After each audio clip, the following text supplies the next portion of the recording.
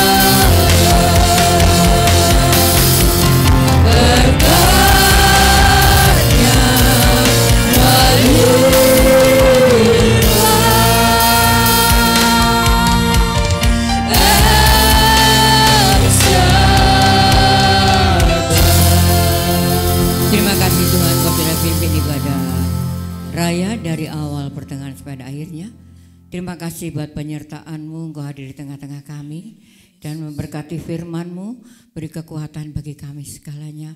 Berkati hamba-Mu Bapak Pendeta Christian Tuhan, kiranya Engkau mau pakai lebih Tuhan untuk menjadi hamba-Mu yang Engkau pakai, dan menjadi berkat bagi jemaat dan lingkungan sekitarnya. Berkati pekerjaannya Tuhan, berkati pelayanannya, apapun yang dibuat tangannya boleh berhasil karena Tuhan. Terima kasih Bapa. Berkati seluruh jemaat-Mu dari anak-anak sekolah minggu, kaum muda, remaja, orang dewasa yang sudah datang pada pagi hari ini Tuhan. Engkau tahu hati-hati mereka, apapun yang menjadi pergumulan mereka. Tuhan senantiasa tolong. Anak-anak-Mu yang masih duduk di bangku sekolah akan menghadapi ujian, Tuhan berikan hikmat akal budi. Terima kasih Bapa.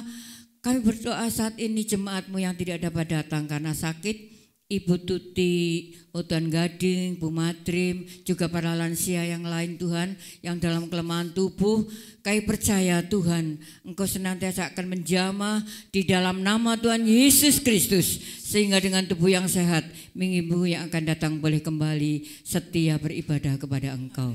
Terima kasih Bapa.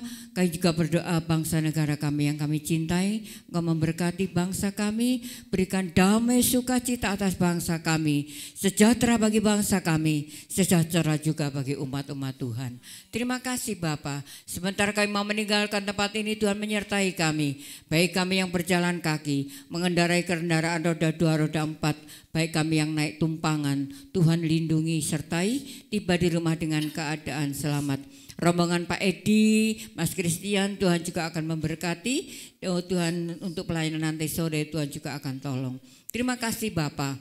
Kami sudah diberkati Tuhan. Kami mau berdoa Bapa kami. Bapa kami yang di surga, dikuduskanlah nama-Mu, datanglah kerajaan-Mu, jadilah kehendak-Mu di bumi seperti di surga. Berikanlah kami pada hari ini makanan kami yang secukupnya. Dan ampunilah kami akan kesalahan kami, seperti kami juga mengampuni orang yang bersalah kepada kami. Dan janganlah membawa kami ke dalam pencobaan, tetapi lepaskanlah kami daripada yang jahat. Karena Engkaulah yang mempunyai kerajaan dan kuasa dan kemuliaan sampai selama-lamanya. Mari kita angkat hati dan tangan kita untuk minta berkat Tuhan. Anak-anak remaja, dewasa, orang tua, lansia, laki perempuan, biarlah kita akan pulang bersama-sama dengan bawa berkat rahmat daripada Allah Bapa, Allah Anak, Allah Roh Kudus. Berkat jasmani, berkat rohani, berkat kekuatan, kesehatan, damai, sukacita ada di dalam pribadi kami dan keluarga kami. Mulai sekarang ini sampai selama-lamanya. Kami mohonkan berkat ini di dalam nama Tuhan Yesus Kristus. Yang percaya diberkati Tuhan katakan bersama, amin. Selamat hari Minggu, Tuhan memberkati kita segalanya. Ada satu momen